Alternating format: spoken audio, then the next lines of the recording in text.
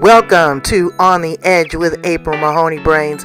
Here, this is the spot where the conversation is pointed, the guests are sharp, and the responses are never dull. Welcome home, Brains. There's only one requirement to hang out on the edge, is that you open your big brain and close your small mind. Did you bring your thinking caps? It's time to put them on, because the conversation starts now. Not a cute look. It is not a cute look, but what is a gorgeous look, Brains? Here on the edge, the place where the conversation is what? What is it, Libby? It's pointed. Hello, Brains. The guests are sharp and the responses are never dull. Look who's here. Libby Adams.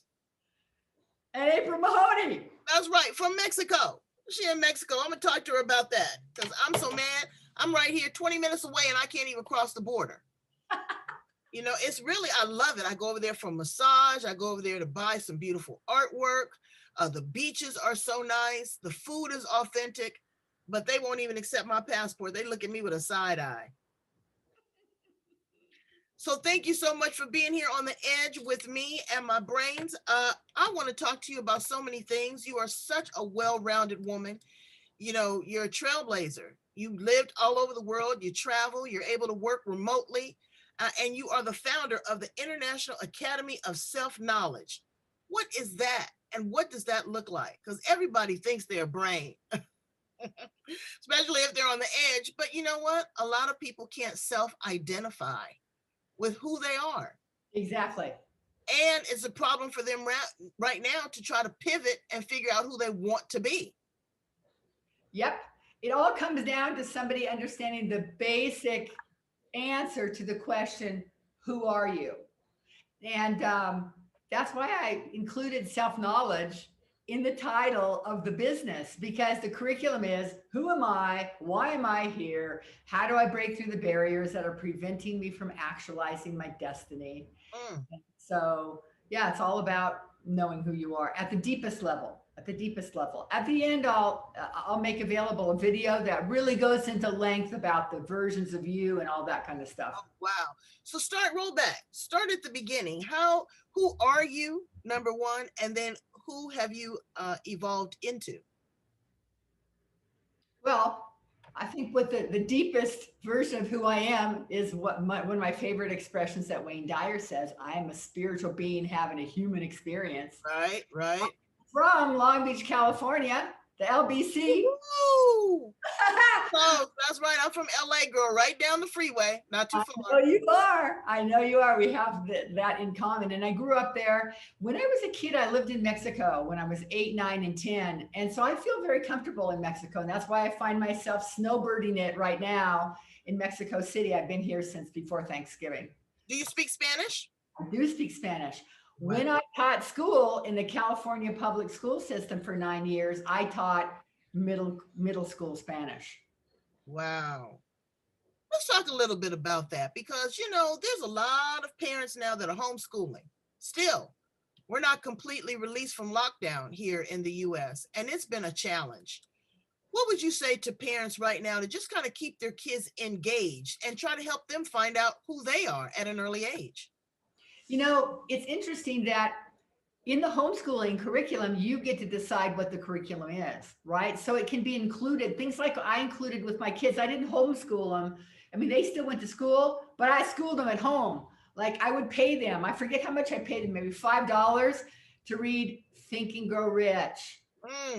Talked about the law of attraction. Like this was in the 90s because my kids are 38 to 40, 41. No, you got kids that age? I do. Wow, I can't believe it. You look great. I will be 70 years old in December this year. Shut the front door. I've been around for a while. Wow. Okay, so encourage them with money is what you're saying? Entice them with some money? Some people call that bribing. I call it reward. You wouldn't go to work for free. Nobody would go to work for free. And, you know, it makes it not just, you know, enticing them with money, but the point of that really was select a curriculum at home of personal development because that's not included in the schools. And I know that because I taught there for 9 years. And in fact, that's actually why I left, April. I had to leave the public schools because what I found is, let's say Johnny comes into my classroom and he takes Spanish for a year, right? Then Johnny leaves, but he's the same Johnny as he was, but he's a little more Spanish speaking Johnny, but he literally has not transformed as a person. And I was not making the difference that I wanted to in the public schools. So I retired myself and left. And then fast forward to 1989. Interestingly enough, my mom was the school psychologist in the district where I taught. And so she was really into personal development, all that kind of stuff. I was rummaging around in her closet, looking for I don't know what, but I look up to the top shelf, and in this kind of rainbow colored cardboard thing, it said personal power. It was like at the very top shelf. And so I said to my mom, "Hey, what's this?" And she said, "I got that off an infomercial." And she hadn't opened them. They were unwrapped. And it was Tony Robbins' personal power cassette tapes Oh, back come on. in 89. Come on. So that didn't start my personal development journey, but it amped it up because I'd actually started through my mother's suggestion / insistence. I took the EST training back in 1974 when I was 24. That was like the OG beginning of personal transformation courses, and I hated that course. Have you heard of that course? The I've EST? heard of it. Yeah, the S course. And then the landmark created kind of a kinder and gentler version of that. And then there was Crack life. me up though. You're 70 years old and you call it the OG. For you brains that do not speak Ebonics, that means original. Okay, the OG. Okay, but and I really agree with you on that because teach the kids the basics while they're home: reading, writing, spelling, arithmetic. Incorporate them in what you're doing day to day. Show them the stress that you're under, how you deal with clients, interact, because again, they need to be able to have professional and personal development.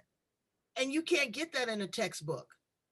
I was on vacation in Yosemite, and the parents were homeschooling the kids, and they brought the kids and they sat down with the Native American woman, and she taught the history of basket weaving and how sacred it was and how one had to be pure and clean and all these type of things. You don't get that. And you're sitting there with her weaving. Those were life experiences. Yes. And that's travel. That makes them a well-rounded, more respected person. Teach them a foreign language. All of So now you have moved into training and teaching and coaching adults. Tell us a little bit about what you founded.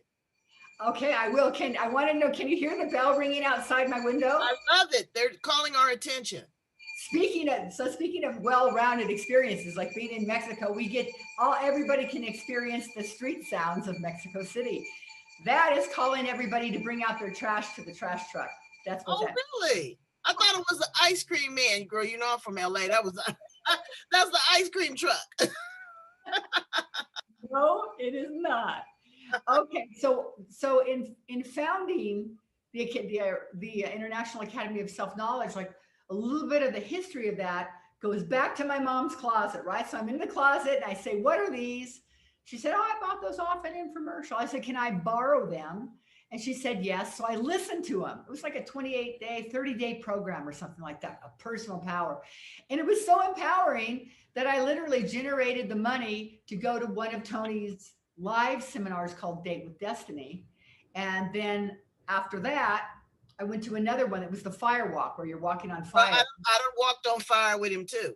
Okay, so you know that one. Now, in that particular weekend, he asks for somebody who's usually motivated, but not motivated about a certain thing. And I was going, man, that's me. Because in that year, I had just taken a job as a fundraiser for Oral Lingua School for the Hearing Impaired. And the tuition for those people was like $40,000 a year. And my job was to raise money. Wow. To help defray the cost. but I had a fear of asking people for money, Mm. which is kind of a problem in a professional fundraiser. So I think I'd only been at the job for maybe a week, and then now I'm at this fire walk, and so I run up and jump on the stage. I slide under, like a wrestler going under into the wrestling ring, and so I was a volunteer, and I'm crying. I said, I'm afraid to ask for money, and people are counting on me, and I don't want to let them down. And in like 5 minutes, of zip zap, some NLP, something that Tony did, which he calls NAC, and that fear was gone. It was gone. Now, in that moment, I realized that instant, or at least at a minimum, quick, 5 minutes, pretty quick transformation is possible. Now, when I was in school, I ended up in education, but I started in psychology because I thought, oh, that would be so interesting. Now, this was like 1967, right? And at that point in time, if you're going to major in psychology, you're going to be a therapist and you're going to listen to people's problems. And when I found that out, plus when I took my first abnormal psych class, I'm like, I am out of this. And I changed my major to education. And so that's how I ended up in education. But you go a little bit deeper. You teach people the difference between spirituality and religion and how that correlates with self actualization, Yes. visualization, and Yes. really assessing who you are. Go into Yeah. that a little bit for us. And so what prevents people from being who they are is what I was experiencing that Tony was helping with me. I had a fear of rejection, right? That's not who we are. We are fearless and powerful, you know, uh, children of the universe, so to speak. And so it's that identity. So we can't identify with these little parts that think we're less than, or we can't do this, or fear of rejection, or any of that stuff. But learning to go inside and discover the invisible nature of ourselves, Right. right? Spiritual nature, and it doesn't have anything to do with religion. I have students that are very religious, and I say, you know what? When I work with you, you're going to be living your religion more and then than you are now. And other ones aren't religious at all. They say, I'm not interested in organized religion. I said, and you will define your own spiritual framework of what you believe, or what I call the gospel according to April. Right. Right. Hallelujah, sister. Let me lay hands on you. But seriously, religion is a discipline. Religion is a guideline. It's a structure. I always refer to it as my life GPS. But what I'm really going for is the spirituality. I'm going for the ultimate. Yeah. I'm going for the destination, not Yes. just the direction. Yes. You have to have a personal relationship with whoever your God is. It's And not through the pastor, it's not through the associate deacons. It's not that. It's 101, imano imano. But you have to know who you are, and you have to be able to accept the good, the bad, and the indifference. it comes down to what I now call spiritual health education. Wow. Spiritual health education. And that takes me even farther back in time.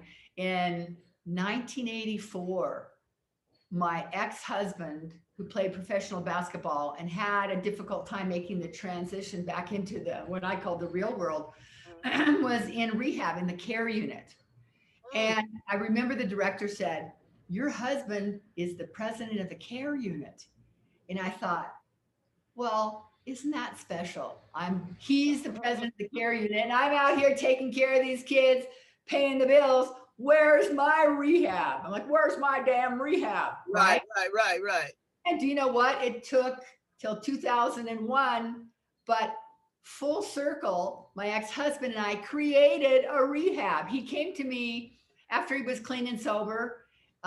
He said, would you help me put together a treatment program so people don't have to go through 13 detoxes and 8 rehabs like I did? And I said, yes, I will. So we put it together, had fabulous results. But then after 2 years, I said, okay, you've got your program, the beds are filled and all that. I said, I'm going to go to India and I'm going to rewrite the curriculum for people who are not addicted to substances, because where's their rehab? That was the question I asked in 1984. And they're addicted to something else. Well, or if you Google rehab, like what's the purpose? One of the biggest purposes is for people to resolve their issues Right. that were causing them to try and escape by using substance over here, right? So one of the reasons we had such great results is because while we were keeping them away from drugs for 28 days, we're working on their issues. That's what I was doing, using the method that I use, spiritual method, right? Exactly. And that's in alignment with the 12 steps, the high believing in a higher power and all that. So we use the higher power for problem resolution. But if you think about every person, April, it's like my question was, why does somebody have to be a drug addict to get a good 28-day program? Because everybody's got issues and things from the past that they need cleaning up, independent of substance abuse. So literally for 20 years, I have been doing a 28-day program, which technically you could call rehab for the non-substance abuser or spiritual rehab. I don't even have a name for it. Let me ask you a question. Yeah. That's Mhm. a lot of that's a lot of intake. Yes. It's a lot of processing. It's a lot of editing and filtering. It's a lot of mental drain on you.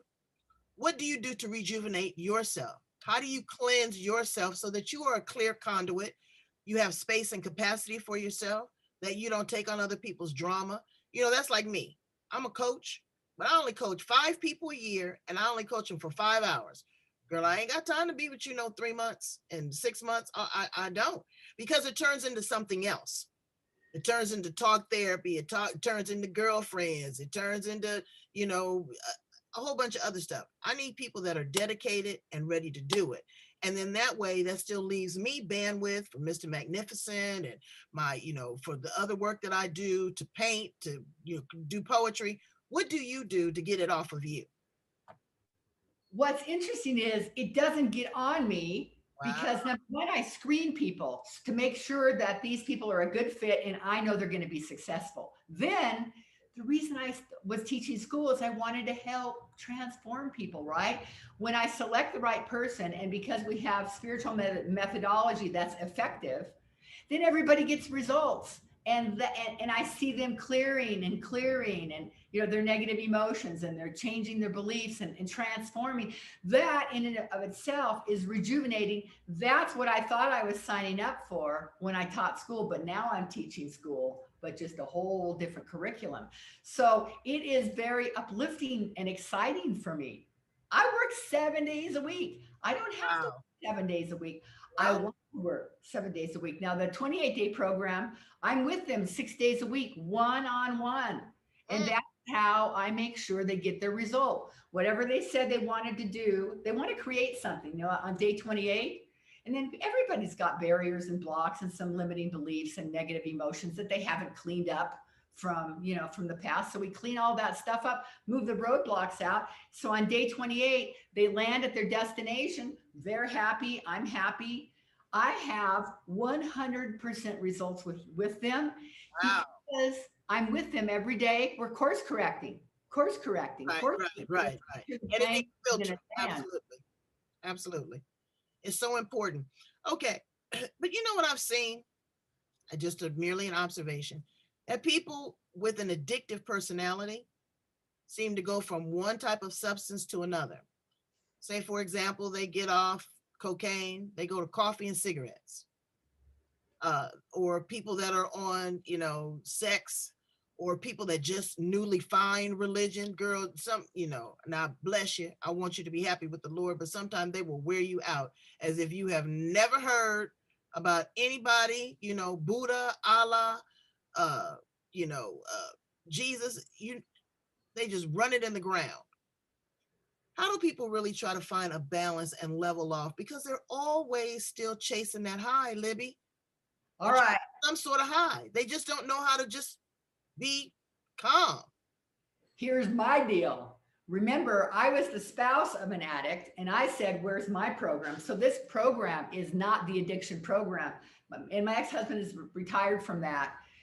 He doesn't do that anymore. He's older than I am.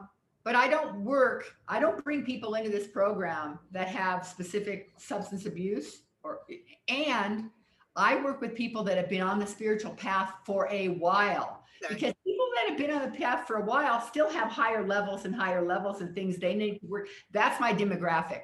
They've been on the spiritual path a while, but they still have things going on. Like maybe they're worried at night and they're saying, if I'm a spiritual person, why am I worried about, losing my job? Or why am I worried about, not being able to beat this cancer, or whatever people wake up, worried about. So then that's where I catch them. It's like they believe in God or infinite intelligence, whatever they call, but they're not able to get the practical Right. results that they want. Right. That's my demographic. Well, and you know what? They want miracles. And brains, you got to do the work. You got to, as me and Libby did, you got to walk through the fire, baby. Okay? You have to walk through the fire because that's the only way that you're going to appreciate what you are going to receive on the other side. Mm-hmm. If you didn't know bad, you wouldn't know good. That's if you right. didn't know sick, you wouldn't know well. If you didn't know sad, you wouldn't know happy. So you have to go through it. You have to feel the feels. And it's unfortunate. And some people feel them a lot harder than others. But to whom much is given, much is required. Would you agree? I totally agree. And speaking of feeling the feels, I'm going to have people go to my ebook on feeling the feels. If people will go to transformationalmeditation.org, there's an ebook there called The Positive Purpose of Negative Emotions. And people will find out, yeah, we can't stop having the emotions, like especially the negative ones, but how long we get stuck in there is optional. And that book has a tool that helps you understand and decipher what the message is that this negative emotion is trying to give us, because the negative emotions actually are just messengers. And I'll tell you, they're either trying to tell us we're thinking something incorrect, so stop thinking it, or we need to take correct action. We need to do something. And so there's a long version that people can read about in that ebook. Well, that's wonderful. Now, have you written other books outside of the ebook? I have, but one was called Voices of Selves, but I took it off the shelf. I took it out of circulation in like 1996 because I didn't want people to think that they could just read that book and have transformation. It's like, I'll just read it in a book. It's like, no, that's what we call shelf help, right? You put it on the shelf because nothing changes. I will not do my work any other way. And I have 15 coaches that work with me. We will not do anything other than one-to-one, because that's how we know you're going to get your result, because we're right there customizing a program. What type of person or who are you looking for to work with you as a coach? Because that's a whole different level. People that have graduated and went through your program, or these people that share in your philosophy? Are these people that that have come to you, because like us, like magnets, right? A lot of people. Right. I am looking for coaches who've been coaching for a little while. They have their own program and their own methodology that is in alignment. Maybe they have some just different tools. And then they go through my program, because everybody needs to be a product of the product, right? And then I'll do a joint venture and license my material to them so they can add it to what they're already doing. Because some people don't have a high-end program like the 28-day program. And this is just something they don't have to go through all the creation that I did. They can just do it. And the coaches get 90% of that. And the academy just takes 10%. You know why, April? Why, Libby? God himself doesn't even take more than 10%. Did you hear me? Did you hear what she said about the tithe, the 10%? They don't even understand and the abundance that comes from that. Just being disciplined. Just being disciplined in everything that you do. And it's hard. It's hard for me. It's hard for Libby. We talk a good game, but we fall short of the glory too, brains. Yeah. But we always have it's not a three-legged stool. It's a four-legged stool. We've got to support one another. Get the help that you need. There's nothing wrong with that. All it's going to do is make you a better person. Why do you think so many people like, Tony Robbins and Lisa Nichols and Les Brown and yada, yada? All these people have become successful, by giving all of this jaw jacking and talking. They've lived these experiences. They have lived these experiences, and they're not afraid or ashamed to go further with that. Libby, please tell my brains how to get in contact with you if you are looking for a challenge to up level your game when it comes to coaching. If you're looking for a great ebook, or you want to work with Libby directly, I'm telling you, you can't go wrong. I'm going to give two ways to get in contact. One is simply the website itself. That's www.academyofselfknowledge.com. That's the website. And then this ebook is transformationalmeditation.org. Transformationalmeditation.org. And I wanted to say this in closing, April. I always have a coach. There's never a time. I think I'd have to say my first professional coach, that program was when I started with Tony in 1989. During that time, I've had coaches after coaches because I always have something else I'm striving for. We don't have to do this alone. And also, if I'm a coach and I don't have a coach, then I'm a hypocrite because I'm saying, you know what, you people, you need your coaching, but I'm all good. I don't have any more growth to do. And I can do it all by myself. It's like, no. So I just wanted to make that clear. Let me ask you a quick question about coaches and mentors. Yes. I like for my clients to outgrow me. Yes. I don't want them to be stuck. It's like, I say this with love. Some people go through talk therapy for 15 years. They've lived the trauma for 20 years. They're going through talk therapy for the same thing for 15 years. That's 35 years with no resolution. If I have a coach, yes, I want what they have to be exuding out of their pores. I want to really see some results. Before we close, give me 5 tips that people should look for when finding a coach. I don't know if there'll be 5. We'll see how this turns out. That's what about extemporaneous speaking. But I'll tell you what number 1 is, and this is a deal breaker. Number 1, that they don't want you to follow them. If somebody is not teaching you to go inside and find your own answers, I have a problem with that. So that's another reason that I have results is because I'm not the one doing the work. I'm just a facilitator. I'm just midwifing the spiritual growth between that person and their maker. So number 1, they have to guide you to find your answers within and not advise you. Does that make sense? Absolutely. That's number 1, which is the deal breaker. Number 2, they need to be walking the talk and have experience. Right. Because, I remember when I started in 1994, and I used the word transformational coaching that wasn't used. And people would say, oh, Libby, you can't use that because nobody knows what it is. And I said, that's exactly why I'm going to use it, because people say, transformational coaching, what's that? Thanks for asking. But now everybody and their brothers and their dog is a transformational coach. Right. So I want people that have experience and that are product of their product and can walk their talk. And I think I'm going to stop with 2. I think that's all I have to say about that. Well, I'll add a couple. You add a couple. Right. Number 3, checks and balances. I need some accountability. I need to know that whatever we go through, that there is going to be some sort of, checks and balances. Okay. Number 4. I'm hopping in with number 4. Go ahead. So, number 4, I'll give you number 5. Number 4 is whatever it is you're learning, there has to be practical application and applied learning. Information and transformation is going to happen. I say information without application and transformation is impotent. Take us on number 5, April. And number 5 is, I'm not trying to change you.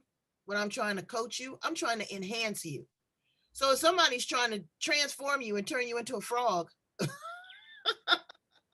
got a problem there, brains, because you already know who you are. And when you leave my coaching program, you're still going to be that same quote unquote individual, but with new and enhanced skills. So I want to take the best out of you and help you cultivate that.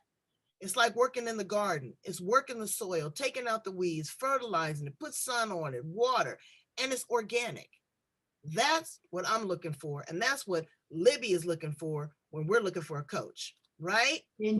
Indeed, brains. So, Brains, thank you so much for joining us here on The Edge. Go back and check out other edgy conversations. We're talking about food, we're talking about love, we're talking about travel, we're talking about friendship, relationships, all kinds of good stuff, and spirituality. Because if your spirit ain't right, you're going to have problems with everything else. Thanks so much, Libby Adams. I love you, darling. Keep me posted Thank you. to where you are in the world, okay?